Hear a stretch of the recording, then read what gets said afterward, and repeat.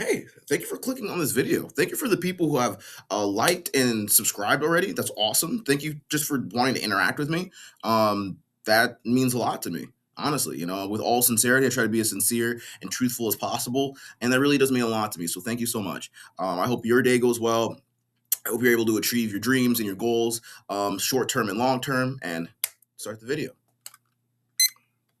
All right. So, I dislike politics. I dislike politics so much. I dislike politics as much as I dislike tarantulas and I dislike heights. Okay. On that level of aversion, I do not like politics. Why? Because I guess have learned and been conditioned to a system that is completely run by inadequate nincompoops who only care about corporate profits and do not care about the American people, right? That's what I've been conditioned to because, again, saw 9/11 happen as a child. It was horrific, it was terrible, and the response was bad. The follow up destroyed our economy somehow, right? Again, too many hands in different baskets, too much corruption being stretching the entire system too thin. Horrible follow up from our economic situation, right? Did not help our domestic politics. I've just seen our politicians flounder and flounder and not actually help the American people. Everything's been getting increasingly more difficult every single year, maybe a year or two of some form of like some sediment settling and things looking like they're being normal to again our politicians just like blowing up the system again for no reason, and just it's just tiring, right? I think South Park really put it well, is that when you vote for a Democrat or a Republican currently within our system, you are voting for a giant douche or a turd sandwich, right? And I refuse to have to be accountable for a vote that leads to the death of other people or leads to all of this poorly run, low quality outcomes. When we do have a political system where there's like 4 or 5 different options, it just feels like there's this inevitability that you have to choose a Republican, you have to choose a Democrat, right? Or is this other feeling that like the other parties are just inadequate, right? They don't have enough backing. So why would you want to back a losing side? At least choose one that can make your ego and yourself as an American feel like you're doing something. But you're not. You're succumbing to the sickness and corruption of what is making this whole entire toxic political environment essentially a constantly perpetuating cycle of suffering, right? Thank you, pain from Naruto, from educating me that on the cycle of suffering, because that's what we're dealing with here, especially with our political system. Now, it's been just kind of crazy. I don't know if it's just me, but like I wasn't mentally prepared for the amount of heads of state that were going to get blown up out of nowhere, right? I don't like Benjamin Netanyahu. All right, he's a POS, right? Just a POS, right? Um, Apparently he's been missing for 8 days. They say they dropped a bomb on him. Ayatollah chilling with his other heads of state. They dropped a bomb on him. Maybe it's just me, but like, I don't want people to be invaded, right? I'm a very peaceful person. I believe in redemption stories and underdog stories, right? I want everybody to attain to a higher level of spiritual consciousness, right? I want people to develop as a human beings, right? I want you to be woke. I don't care what they say. Oh, woke this. No, I'm not gonna let a bunch of people take what was supposed to be a positive adjective and then corrupt it with their negative liberal views. No, you need to awaken your mind and open up to higher dimensional and higher spiritual perspectives to help you as a person while you're here. Okay, I want that to happen to people. I don't want them just to get blown up and then that's it, right? Because you want people to do better for themselves. I don't care who they are, right? But it's just disturbing that you can just like some nerd, some Air Force nerd, just get some GPS coordinates, and out of nowhere, someone could be dropping a 10-ton explosive whatever on you, and God forbid you have anyone around you care about, because now they're going to get blown up as well. That's just what we're doing. We just blow up whoever's in proximity, I guess. But um, I don't think that it's I don't know. I just think that it's like borderline shameful to kill somebody like that. But what is the alternatives? Some invasion, it's not any better. Again, I'm not a military strategic person, but I just think it's weird that it's so easy to do it nowadays. Like it's just off. But like there's a little bit of some conflict happening, but not a little bit, a lot of conflict happening, right? I don't think it's going to get resolved well. Like, it's just the whole thing is just like, I just feel like this is very rushed and that we're just killing people because we have the opportunity to, not because we have a good plan on how to replace them, change the systems of corruption, but also empower the citizens who live in that country as well. I don't think that's happening. I think it's just one regime going to another regime. But what's new about that, right? But the thing that was really huge was Joe Kent, right, the head of counterterrorism in this country, resigned 2 days ago. Penned a letter. I saw it. I shared it with my other military friends.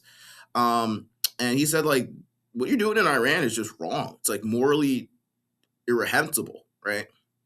He said it in very nice ways and terms that he thinks lobbyists from other countries have essentially bought out the president. He's saying that there was no need for this death and bloodshed, and that him, because he has moral fiber, guys. I haven't seen a politician with moral fiber in years. The last politician I can tell you that off the top of my mind has moral fiber was Jimmy Carter. Okay.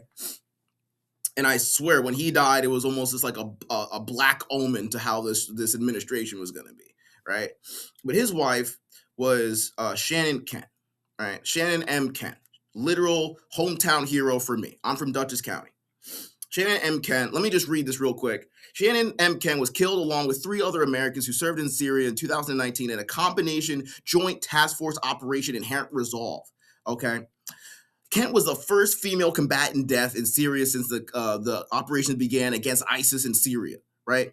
The 2019 Manbij bombing killed a total of 19 people, including Kent, a special forces soldier, 2 U.S. civilian contractors, allied coalition forces in the Syrian Democratic Forces, and a number of civilians, okay? Her husband, right, is also a Green Beret in the military as well. And this woman, man, I want to go on a whole tirade on how great Shannon M. Kent was, but she got thyroid cancer. She had it successfully treated, right? She went into the military, right?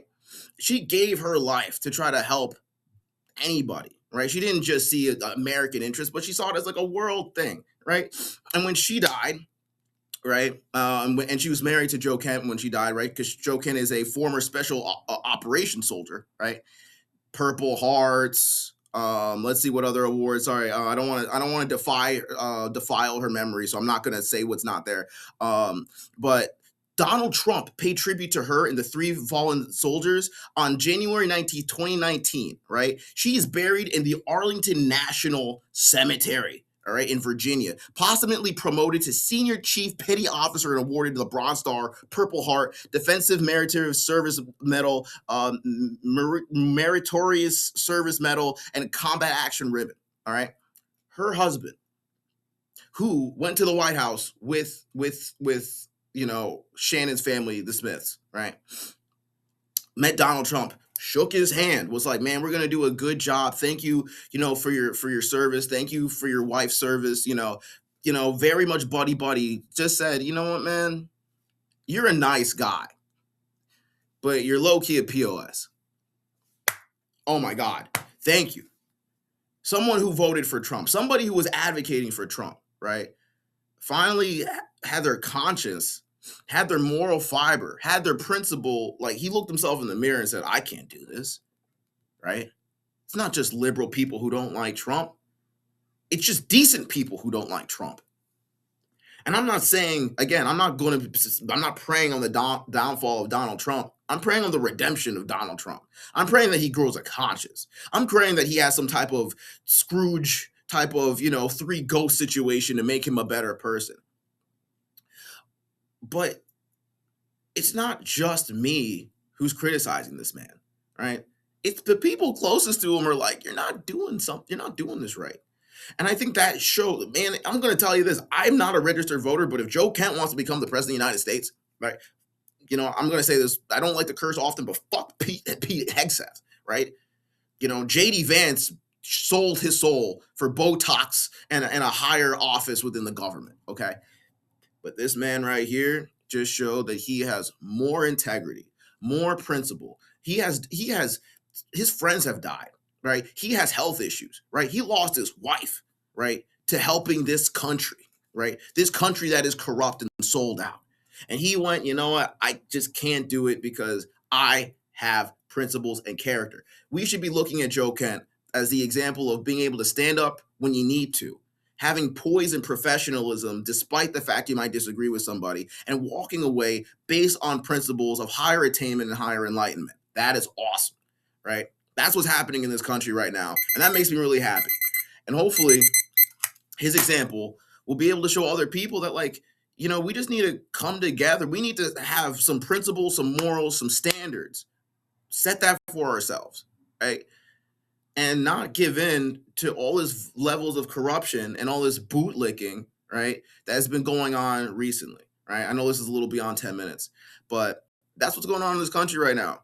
A lot of stressed out, very um um unamused Americans who have some form of perspective and some form of humanity and empathy and have some form of constructive logical thinking are all going, this is madness. This is madness.